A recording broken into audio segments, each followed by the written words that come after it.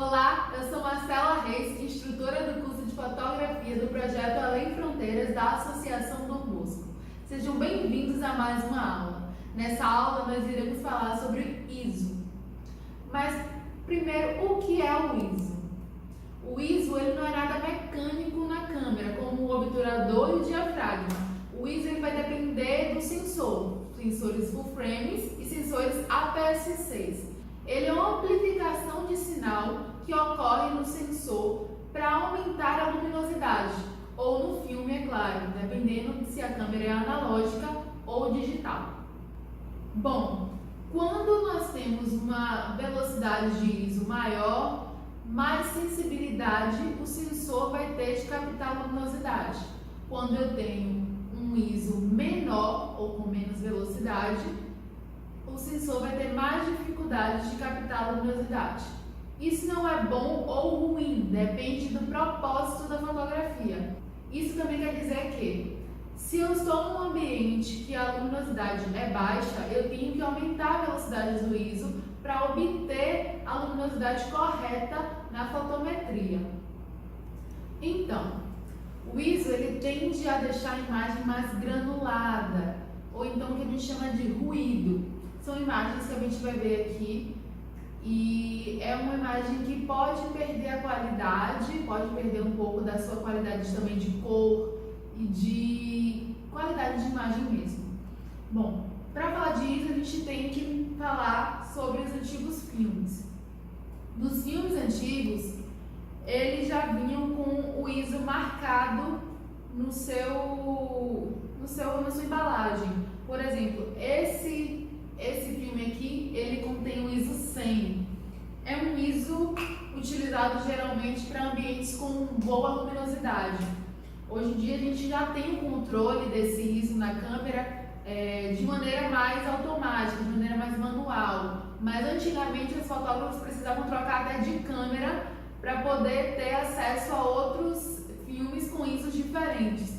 Então, antes também era chamado de ASA, né? Que é a mesma coisa, só que tinha esse outro nome.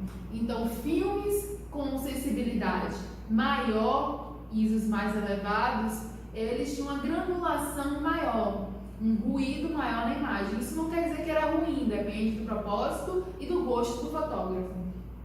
Já ISOs com velocidades mais lentas, eles têm um refinamento melhor. A imagem não é tão granulada e não tem muitos ruídos, tá? Então, ISOs maiores, grãos maiores, ISOs menores, grãos menores. Isso se estende até hoje na fotografia digital. Já nos sensores funciona de maneira parecida. A diferença é que a gente já tem mais controle sobre esse ISO. A gente não precisa trocar de câmera ou de filme para mudar o ISO dependendo do lugar que a gente está fotografando. Então, quanto maior é a velocidade desse ISO, mais a gente está aumentando um ponto de luminosidade sobre aquela fotografia, sobre aquele ambiente. Se a gente, por exemplo, perdeu um ponto no diafragma, a gente teve que fechar mais, a gente perdeu um ponto de luminosidade. Então, a gente aumenta um ponto no ISO para que a gente tenha essa recuperação da luminosidade que a gente perdeu fechando o diafragma. Então, para fotografias em ambientes mais claros, recomenda-se que a gente utilize sempre ISOs intermediários. Nem sempre a gente vai poder utilizar o ISO em 100. Muitas vezes a gente fica muito apegado a essa ideia de quanto mais baixo o valor do ISO, melhor para a fotografia. Nem sempre a gente vai conseguir fotografar com o ISO em 100. Então, é bom que a gente utilize valores intermediários, entre 200 e 400. Se for à noite, aí sim a gente vai precisar abusar um pouquinho dessa velocidade mais alta do ISO. E isso vai causar uma perda, consequentemente, de qualidade, mas ainda assim pode manter a ideia principal que você quer passar. Bom, uma câmera digital como essa, ela vai em média de 100 a 6.400 o valor do ISO. Então, 6.400 eu acho que é o mais alto valor de ISO que a gente consegue nessas DSLRs. E ainda assim, quando a gente chega já no 3.200, é quando a gente começa a perder um pouquinho de qualidade, quando começa a aparecer os ruídos e aqueles grãos. A gente vai ver uma imagem aqui mostrando os grãos, que é bem característico desse aumento do valor do ISO. Além disso, a gente pode ter alguns problemas. Quais são eles? Ambientes escuros, velocidades altas e a gente não poder utilizar o flash, a gente não poder ter o controle da iluminação do ambiente que a gente vai tirar. Então, o que acontece? Em um ambiente muito escuro, eu vou precisar necessariamente aumentar a velocidade do ISO.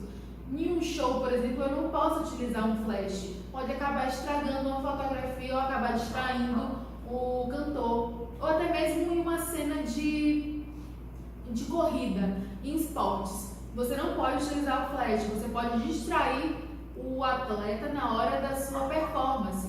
Então a gente vai precisar aumentar muito a velocidade do obturador e o que isso a gente vai perder luminosidade.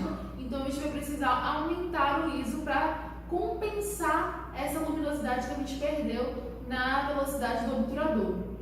E além disso, a gente não vai poder utilizar flash, então a gente acaba perdendo muito luminosidade, precisando compensar com outros fatores. E o ISO está aí para isso, para ajudar a gente a compensar essa luminosidade. Bom, aqui vão algumas dicas de quando usar a velocidade do ISO para cada ambiente. Quando é que eu posso utilizar, por exemplo, a velocidade 100? É necessário que a gente utilize a velocidade 100 quando a gente tem o controle do ambiente, da luminosidade do ambiente.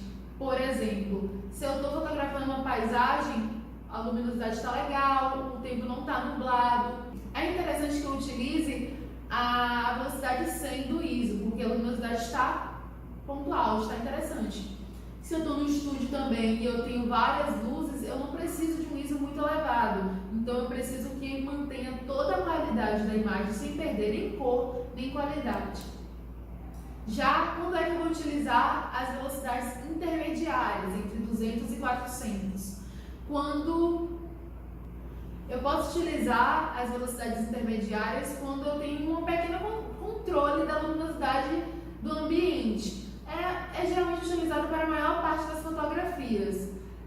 Quando eu posso utilizar uma velocidade intermediária, quando eu preciso utilizar uma velocidade mais alta, mas eu tenho um ambiente com luz adequada, é interessante que eu utilize uma velocidade intermediária, porque eu vou perder um pouco de luminosidade com a velocidade da abertura do obturador, mas eu vou ganhar essa luminosidade com o ISO. Então eu vou estar fazendo essa compensação. E quando é que eu vou utilizar a velocidade alta do ISO? Quando eu tiver pouca iluminação no ambiente. Então, vamos dizer que eu estou no show, em um teatro ou em um ambiente que está realmente muito pouca luz. Eu preciso aumentar esse ISO. Consequentemente, vai haver a granulação e o ruído, mas é aceitável em alguns ambientes, é aceitável em alguns tipos de fotografia. Mas, por exemplo, no fotojornalismo, é interessante a foto em si. Não importa se ela tem muita granulação ou não. É importante que a foto tenha sido tirada. É a imagem, é o propósito, é o objetivo daquela foto. Então, vocês vão ver aqui uma imagem bem interessante de dicas de quando utilizar uma velocidade baixa ou uma velocidade mais alta do ISO em cada ambiente. Utilize o ISO ao seu favor. Tenha em mente qual a iluminação do lugar, qual o seu propósito com aquela fotografia, se você tem apoio para colocar, se você tem um tripé e qual o movimento que você tem que fazer com aquela câmera. Além disso, sempre teste os ambientes, os locais, para você ter em mente isso quando você for fazer uma fotografia no mesmo tipo de ambiente. Você já vai ter em mente qual é o tipo de ISO que você tem que usar, qual é o tipo de abertura que você tem que usar e qual é o tipo de velocidade do obturador que você tem que usar. Bom, agora eu vou destrinchar um pouco sobre esses 4 fatores que eu falei. O primeiro deles, o propósito. Tenha em mente o propósito. Se é uma fotografia de retrato, se é uma fotografia de esporte, se é uma fotografia de repente de um ensaio fotográfico, quais são aceitáveis? De esporte pode haver um pouco de granulação, que é o fotojornalismo. Já no ensaio, pode também haver, já não. Depende muito da intenção desse fotógrafo.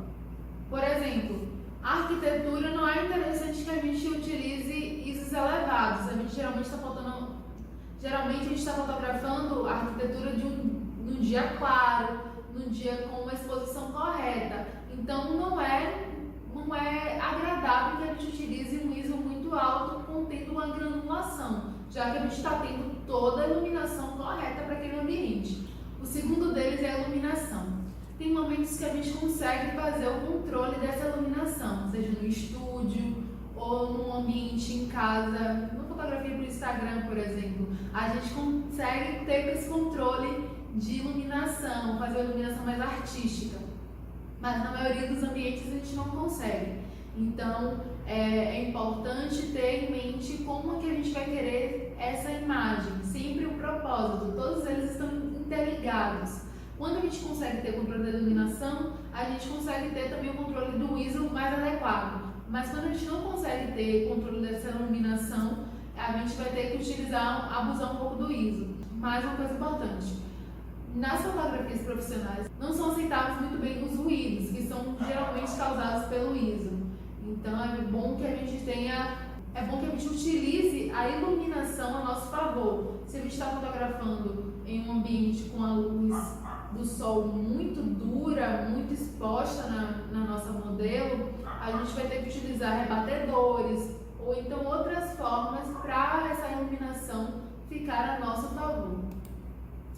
Apoio. Se a gente vai ter que utilizar a câmera sem um tripé, por exemplo, é bom que a gente apoie em alguma coisa. É bom que a gente apoie no nosso corpo, a gente apoie em cima de alguma coisa, porque tudo isso vai influenciar na imagem, na velocidade, na sugestão de movimento que aquela imagem pode passar. Às vezes a nossa intenção não é fotografar alguém com a sugestão de movimento, é fotografar ela estática e acaba fazendo totalmente o contrário. Então a gente tem que ter em mente sempre nosso propósito para que a gente possa adequar isso nas configurações da câmera. E o movimento. Quando a gente quer fotografar algo estático, mas que essa coisa está em movimento, a gente vai precisar aumentar a velocidade do obturador. E isso vai fazer com que a gente perca muita luminosidade. Então a gente vai ter que compensar isso, se a gente puder com o flash, mas se a gente não puder com o ISO. E aí isso pode acarretar, no que eu já havia dito, dos ruídos e grãos, e a imagem granulada. A fotografia, ela pode conter ruído? Pode. É artisticamente aceitável em alguns casos, mas a fotografia profissional, ela geralmente não aceita uma quantidade de ruído muito grande, chega a ficar feio, alguns fotógrafos acham muito feio. Então a gente tem que ter em mente qual é esse propósito e qual a finalidade dessa fotografia. Se de repente é para uma revista, não é interessante ter ruído. Bom, eu espero que vocês tenham gostado dessa aula e até a próxima.